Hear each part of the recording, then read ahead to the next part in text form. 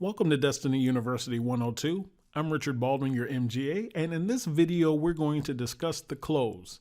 Now, in the last several videos, we talked about the presentation, how important it is to know that presentation. But when you really break things down, everything that you do in this business is driven to the close. You don't just give presentations just for the fun of it. You want to close that prospect out. So if you've done your presentation correctly, then people are going to want to buy from you. But if it seems too complicated to buy or whatever, if it seems too much or whatever, then if you're not really on your game with the close, then you can still lose that sale. So the purpose of the close, you want to make it easy for people to buy. If you've done your presentation correctly, people will want this. The purpose of the close is to make it easy for them to buy. So we're going to go ahead and get started in this video. Now, in the presentation video, I usually end, or in the presentation, I end by asking the person, now, do you have any questions for me or not? And the people will respond by saying one or two things. No, you did a good job. You're very thorough. Or they will say, oh, yeah, how much is it? And that's what you want to get them to the point. You want them asking you how much or how much is it?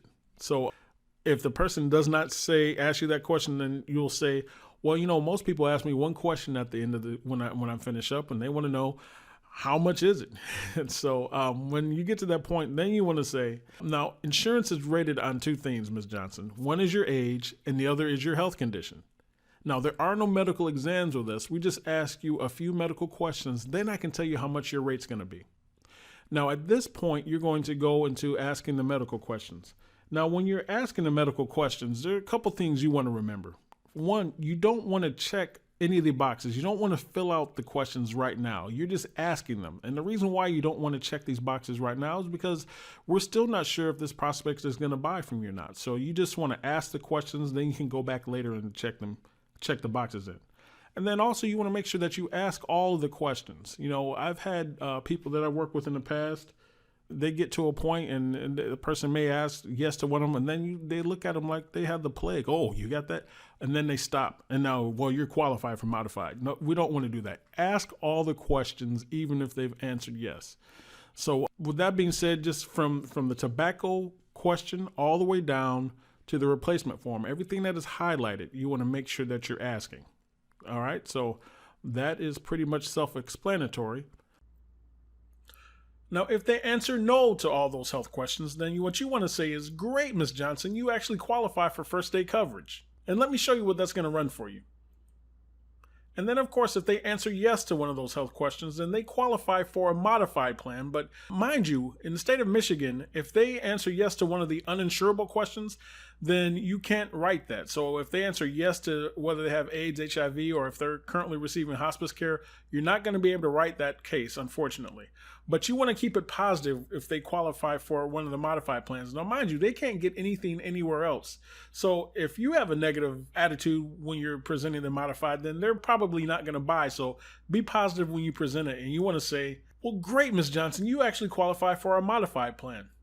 Now, because of the cancer or heart attack or whatever their situation was, because of the cancer that you had, most companies won't write you at all. And if they did, none of them are going to offer you first day coverage at all. We can write this for you, but there's going to be a grace period. Now, you pay your premiums for the first 2 years. If you die within those first 2 years, then all the monies that you paid in will be returned to your family plus 20% interest. That's 10% the first year and 20% the second year. That's better than just leaving it in the bank. Now, when you survive those 2 years, then your family is going to receive the full benefits when you pass away.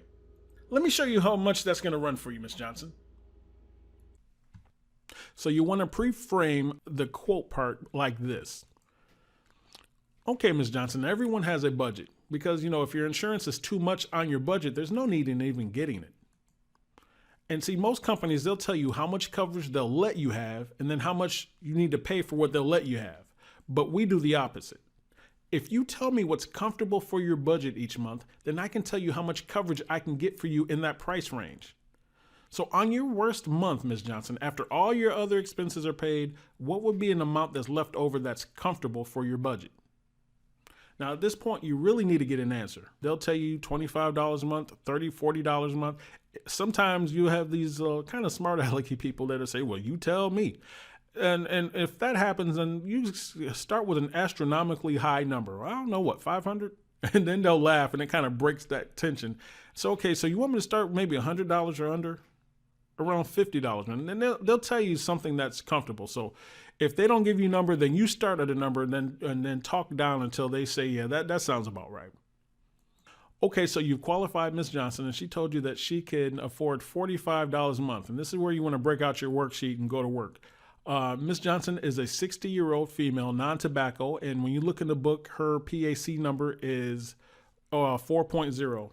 Now, make sure you're watching the video on how to calculate premium to make sure that you're doing this correctly. And that will make this much clearer for you if you don't know how to calculate premium at this point. It's something you definitely want to practice and get comfortable with. So the 3 plans we're going to show Ms. Johnson, of course, Plan A is going to be about $5 or $10 more than what she said she could afford. Plan B is going to be right around where she says she can afford. Plan C is going to be about $5 or $10 less than what she said she can afford. So we've calculated the rates. And as you're closing this out with the rates, you're going to want to say it to Ms. Johnson like this. Okay, Ms. Johnson, so this is what I found for you. So for Plan A is going to be $12,000 in coverage. It is just $51 a month. And then Plan B is $10,000 in coverage, and it's only $43 a month. And then Plan C is $8,000 in coverage, and it's just $35 a month. Now, out of these plans, which would work best with your budget? Plan A, Plan B, or Plan C? Once you say that, stop talking and just wait for them to answer. Whoever speaks first will lose in this situation. So do not say another word and let them wait until they answer. I don't care if it's 5 or 10 minutes. You wait until they give you an answer. And in this case, Ms. Johnson thought about it and she says, okay, I will take Plan B. And it's just $43 a month. Now, the other thing you want to be paying attention to in this case is you want to watch their face. Now, if Ms. Johnson says, yeah, I think I can afford that, then you don't want to write that. If they show any hesitation, if they show any discomfort, then you want to make sure you offer them the lower plan. Now, you can say, Ms. Johnson, you can always start at this $35 plan. We want to make sure it's comfortable for you. And then down the road, as you see how it's affecting your budget, if you want to go up to this $43 a month, then you can do that. And then if Ms. Johnson says, oh, okay, well, let's do that then you know she's comfortable with that $35 a month. So it's not just quoting them the rates, but you need to watch them as they're responding to the rates that you show them. If they show any type of hesitation, any type of discomfort, don't write that. You want to make sure that you go down to a lower rate or even write down a couple more rates that are lower just so that they're comfortable for that. So if you have any questions, make sure you watch this video over and over again until you get comfortable with that. And with that being said, that is the end of the part 1 of the close where you are qualifying the prospect. And we will see you in part 2 of this video.